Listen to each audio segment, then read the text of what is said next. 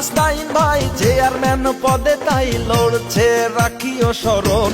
ও ভাই রে, জিতবে এবার মোটরসাইকেল বলছে জনগণ, তাই তো সবাই রাসেল ভাইকে দিচ্ছে সমর্থন। জিতবে এবার মোটরসাইকেল বলছে জনগণ, তাই তো সবাই রাসেল ভাইকে দিচ্ছে সমর্থন।